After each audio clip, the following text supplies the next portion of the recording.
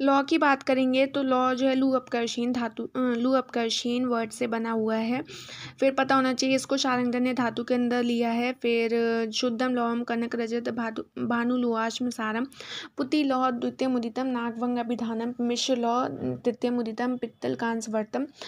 फिर इसमें जो है 10% का लॉस होता है, ये बात पता होना चाहिए। फिर इसके क्लासिफिकेशन जो है मुंड, तीक्ष्ण और कांत लौ जो है बेस्ट होता है। इसको याद करने के लिए मुतीक से याद करेंगे। मुंड लौ में मृदु कुंठ कडार होता है, मृदु बेस्ट होता है। मृदु जो है दुर्दावम अविस्फोटम याद करना है और कडार जो है वो अधम होता है। फिर तीक्ष्ण लौ का कैसे याद करना है, 6 होते हैं तीक्ष्ण लौ।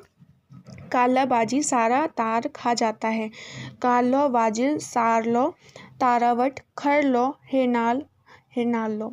तो सबसे पहले बात करते हैं काल लौ की। नील कृष्ण प्रभा वाला होता है और पीटने से धार नहीं टूटती है। वाज्य वाला वज्र समकाश, इसकी पोंगल जो है वज्र समकाश होती है, सूक्ष्म होता है, सांद्र होता है। फिर सार लौ की बात करते हैं कि पांडु भूमि जम यानी पांडु भूमि से निकलता है और वेग भंगु धारम होता है और पोंगर आभासकम, पोंगर की आभास आती है। तारावट की पोंगर होता है, इसमें अंग वंग छाया इसके पर्याय हैं। पोंगर की खर लौ की बात करेंगे तो पोंगर रहित होता है और भंगे पारद छवि और नमने भंगुर। हिनाल लौ में याद करें चंचु बीज तुल्य रूप पोंगरम हो जाएगा। तो ये फिर बात करते हैं कांत लौ में भ्रामक चुंबक कर्षक द्रावक रोमक, ये हो गया। नेक्स्ट बात करते हैं कि ये हमारी तीक्ष्ण लौ की परीक्षा कैसे करेंगे। सबसे पहले कासीस और आमलकी का कल्क बनाएंगे और उसको जो है लेप लगा देंगे और फिर उसमें अगर हम देखेंगे ना तो हमारा जो अंग जो है स्पष्ट दिखता है। फिर अगर मैं कांत लौ की परीक्षा करूँगी तो अगर मैंने कांत लौ लिया है और उसमें जो है जल में तेल बिंदु जो है वो फैलता नहीं है और अगर मैं हींग का लेप लगा दूंगी तो वो जो हींग की स्मेल है वो नष्ट हो जाएगी, निम्न की तिक्तता समाप्त हो जाएगी और अगर दूध का उफान आता है तो वो शिखर का कार होता है लेकिन वो गिरता नहीं है और सफ़ेद चना काला हो जाता है।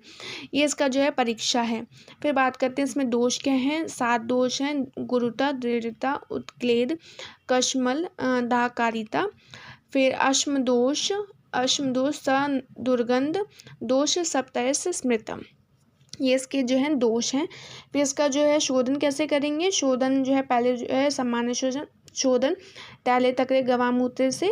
फिर विशेष शोधन हमने जो है क्या किया, 16 पल त्रिफला लिया, उसमें 8 गुना जल डाल के 1/4 शेष बचने पर मतलब क्वाथ बना लिया और उसमें जो है 7 बार बुझाएंगे। मारण में वही हमने 8 गुना गोमूत्र लेंगे 1/4 शेष रहने पे, इस क्वाथ में हम 21 दिन तक मर्दन करेंगे। फिर से मैं गजपुट दिया, फिर हमने क्वाथ से भावना दी 1 दिन तक, फिर रात में इसमें पुट दिया और ये प्रोसेस जो है 21 बार करना है। फिर इसके बाद जो है 3 इसमें एक्स्ट्रा प्रोसेस हैं जो रसेंद्र सार संग्रह ने दिया है, भानुपाक, स्थालीपाक और पुटपाक। भानुपाक में हमें क्या करना है कि हम जो है त्रिफला लिया, समभाग त्रिफला लेंगे, उसमें 2 गुना जल और 1/4 शेष रहने देंगे। फिर इस त्रिफला क्वाथ को जो है धूप में जो है सुखाएंगे और ऐसा प्रोसेस 3 से 7 बार करेंगे। स्थालीपाक में हमने जो है लौ लिया, 3 गुना त्रिफला, 16 गुना जो है जल डाल के 1/8 शेष रहने देंगे। पुटपाक में हमने जो है लौ चून लिया और फिर कोई भी औषधि स्वरस या फिर औषधि का क्वाथ लेके मर्दन करके पुट देंगे। 10 to 100 जो है वो क्या है कि रोग हर होता है और 100 to 500 पुट जो है वो वाजीकरण होता है और 1000 तक जो है रसायन कर्म के लिए होता है। अब जो भस्म होती है वो जम्बू फल की होती है और रस जो है तिक्त मधुर, गुण इसका गुरु होगा और रूक्ष होगा और वीर्य शीत और मधुर विपाकी होगी। फिर इसका डोज जो है 1/4 से 2 रत्ती तक दे सकते हैं। अनुपान जो है त्रिफला, मधु, घी ये सब है। इसका अपत्य बात करेंगे। अपत्य जो है कुष्मांड हो गया, तिल हो गया, मांस हो गया, राई हो गया, मद्य हो गया, अम्ल द्रव्य हो गया, ये सब इसके हो गया। अगर जो दोष हैं क्या क्या हो जाएगा अगर मैंने अपक्व भस्म सेवन कर लिया, तो एक तो आयु और बल का जो है नाश हो जाएगा, आयु बल कांति का नाश हो जाएगा, हृदय में पीड़ा होगी, नपुंसकता आ जाएगी, हृदय रोग, शूल, अश्मरी ये सब हो जाएगा, शरीर में शीतलता आ जाएगी। तो इसके लिए हम क्या करेंगे, विडंग मतलब अगस्त्य स्वरस से भावित विडंग को हम अगस्त्यसोरस के साथ जो है लेंगे। इसकी फॉर्मुलेशन जो है नवायस लॉ हो गया, धात्री लॉ हो गया, ये सब हो गया।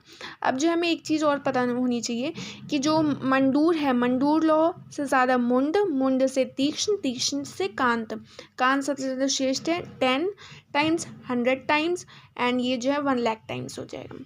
फिर अगर बोला जाए मंडूर लॉ का कैसे जो है शोधन और मारन करेंगे, तो सबसे पहले हम बहेड़े की लकड़ी यानी कि विभितकी की लकड़ी लेंगे और उससे जो है उसमें हम विभितकी का पात्र लेंगे और गोमूत्र जो है गोमूत्र में 7 बार उसे जो है बुझाएंगे। ये है इसका। तो thank you all of you.